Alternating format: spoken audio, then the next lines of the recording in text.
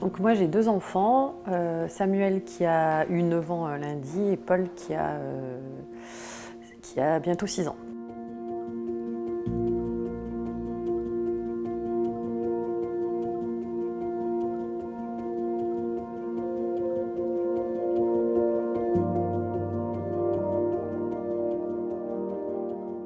J'ai toujours senti une différence chez lui depuis qu'il est petit, mais vu que c'était le premier, j'avais pas forcément de cadre de référence. À l'école, on nous disait souvent, les maîtresses, déjà dès la petite section, m'interpellaient en me disant qu'il était très dans son monde et très dans la lune. À ce moment-là, je me disais que pour le coup, on le voyait aller plus loin et qu'il n'aurait pas de difficultés à l'école. Sauf qu'en arrivant dans l'apprentissage de la lecture en CP, là, il n'est pas du tout monté à bord. Vu que dans le système traditionnel, tout passe par la lecture et l'écriture, à partir du moment où il bug là-dessus, il n'a pas accès à la connaissance. Là, j'ai dit qu'il faut prendre le taureau par les cornes et j'ai mis en place un bilan neuropsy. En gros, ce qui résumait Samuel, c'est que son potentiel masque les troubles et les troubles masquent son potentiel. C'est-à-dire qu'il ne peut pas exploiter son potentiel parce qu'il a le trouble de l'attention et le trouble de la sphère autistique.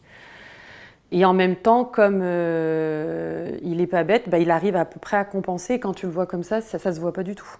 Et puis là, j'ai revu sa maîtresse de CP qui s'est excusée en disant mais c'est vrai qu'il n'a pas du tout accroché en lecture et je ne pensais pas qu'il en arriverait là. J'aurais dû vous alerter avec des orthophonistes plus tôt, etc. Et là, entre-temps, j'avais eu le contact d'une maman de Méo et tout s'est fait en 15 jours. C'est une vraie décision pour une maman de se dire est-ce que je le déscolarise du système traditionnel. Et moi-même, j'ai un peu loupé l'entretien parce que j'étais un peu déstabilisée. Et lui, pour le coup, il a vraiment donné le change. Et en sortant, il m'a dit « Maman, c'est là que je dois être ». Une fois que je l'ai mis dans cette structure-là, je me suis dit j'étais rassurée dans le sens où je me suis mis, je l'ai mis en sécurité avec des gens qui vont l'accueillir dans sa différence. Et une fois qu'il est rentré à Méo, là, j'ai pu renaître en mode j'ai trop hâte de retourner à l'école, il s'est tout de suite fait des copains. En fait, en tout cas, ses besoins sont pris en compte.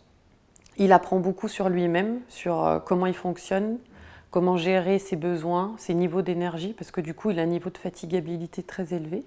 C'est-à-dire que comme il a tout le temps en ébullition, il a une charge cognitive très forte qui fait qu'au moment de rentrer dans les apprentissages, il n'a plus l'énergie. Donc à Méo, il y a une salle sensorielle, il peut sortir 5 minutes, se redynamiser. Et puis quand il revient, après il peut se remettre dans les apprentissages. Donc ça, c'est des choses qui sont inespérées et qui n'existent pas dans un système normal. Je ne connais pas d'autres structures comme ça, spécialement en France.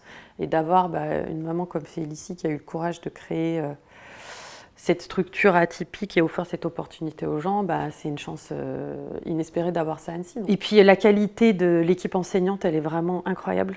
On ajuste pour chaque enfant et on personnalise pour qu'il puisse être encore valorisé dans sa différence. On n'est pas toujours en train de dire il a un problème, il ne se concentre pas, il ne sait pas faire ça. On va plutôt dire il a ces qualités-là. Donc on travaille beaucoup sur la confiance en eux, l'estime de soi.